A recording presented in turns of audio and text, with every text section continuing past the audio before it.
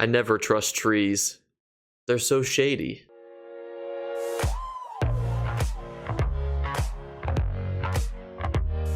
What's going on, YouTube? And it is official. We have our very first reset of our Tuesday vendor, which actually happens at 10 a.m. Eastern Standard Time. So this is actually a lunch break recording here for you guys. Those of you who don't know, this new guy that we're going to be talking about, you can find him in the Endless Archive Index Chamber. You can find him right over here at the very end. A brand new vendor for us to discuss, and he is actually very interesting because you can find all sorts of amazing items, including leads that you might not want to do because sometimes they're terrible. Collectibles such as all of the monster set helmets and shoulders, which can be worth tens of millions, even on console, and sometimes hundreds of millions if you're on PC.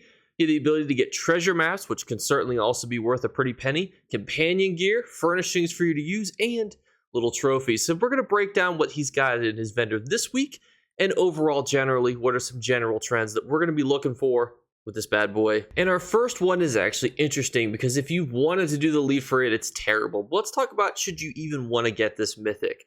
This is actually a really interesting one because it basically replaces your roll dodge with a shield, which some people say is exceptionally helpful, some people say is okay, and some people think is hot garbage. Where do I sit on that conversation? Somewhere leaning towards the it's okay category. I think that you can definitely weave this in, but it's not just that a mythic or a set is good, it's that it's got to compete with every other one that's existed and will potentially ever exist.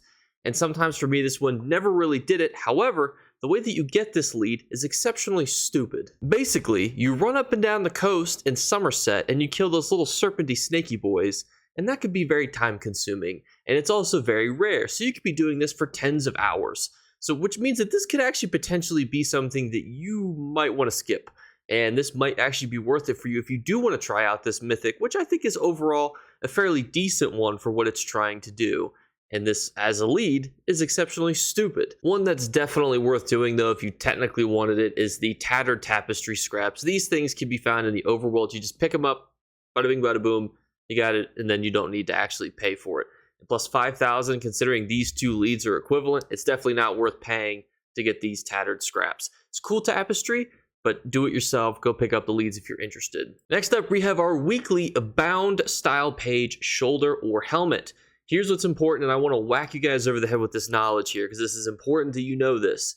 You cannot resell this. This is just if you want to get something that's worth a lot of gold and use it for your character. You're not reselling it. You're not profiting off of it. The profit that you get is by you owning it and not having to buy it from somebody else, which technically really isn't profit. It's more like savings. So keep that in mind. This style page is only worth a couple 100,000 gold. It's really not anything to write home about. You can see it on my shoulder here. It's not anything super exciting. Generally, the shoulders are not worth as much as the masks.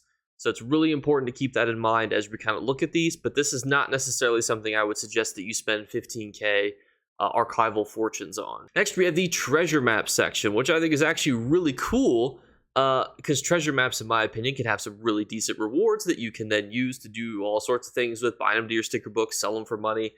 Here's the problem. Craglorn is a base game zone. People have been to Craglorn for forever. So there are some decent sets. I think the #1 dueling set is from Craglorn.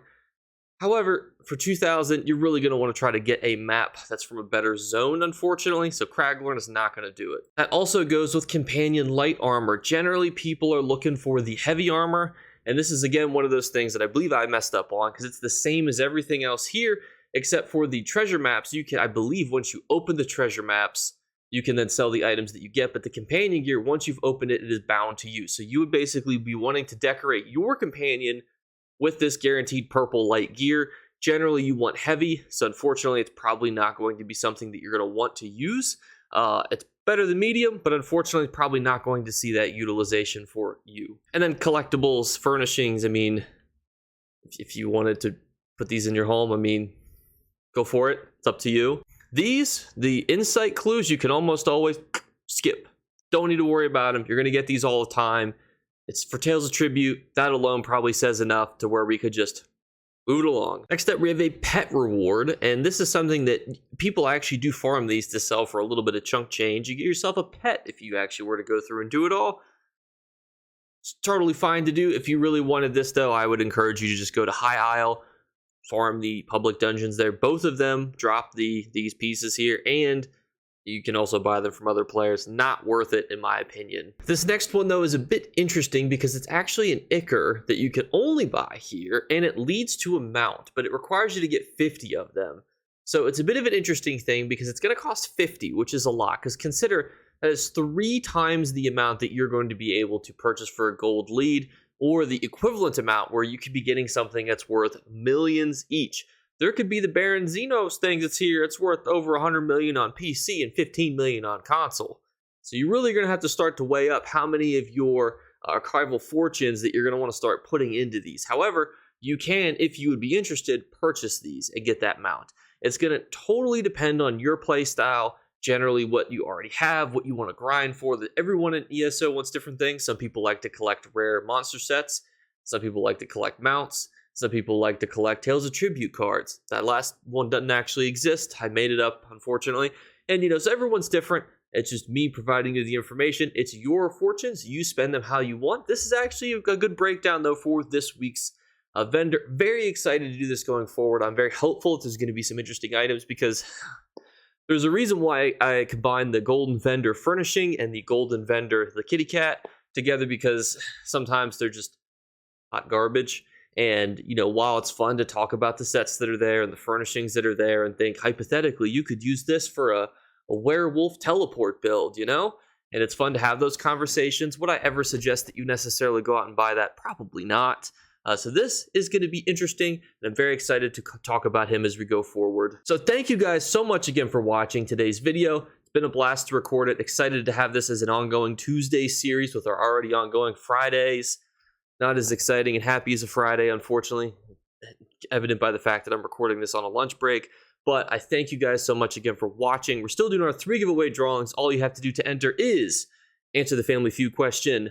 Make sure that you are subscribed and then listen for a random word to be flashed upon the screen. If you're the first person to comment that word, you will win. There's already been one of those. There's going to be another, though, before the end of the month.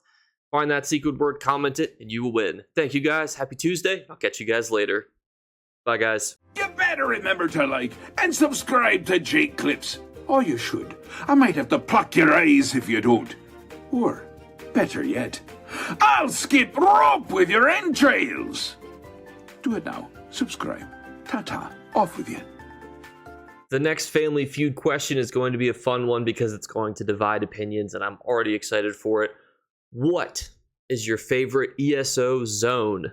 I think it's a super fun question because if you're thinking in the mind of a player, as a content creator, what comes to mind? Some people might say Cyrodiil, just because Cyrodiil is the PvP zone. Some people might say things like Somerset, because it's an amazing storyline. Some people might say the starter zones, like Glenumbra, Stonefalls, Arteron, because it's the ones that they had their first interactions with. Some people might say Craglorn, because that's where people go to do trials and stuff. So very excited to hear your answers. And I mean, said Mournhold. Mournhold is like the trading hub center of the world. Vivec City is another really popular one inside of Vardenfell. So please, what is your favorite ESO zone?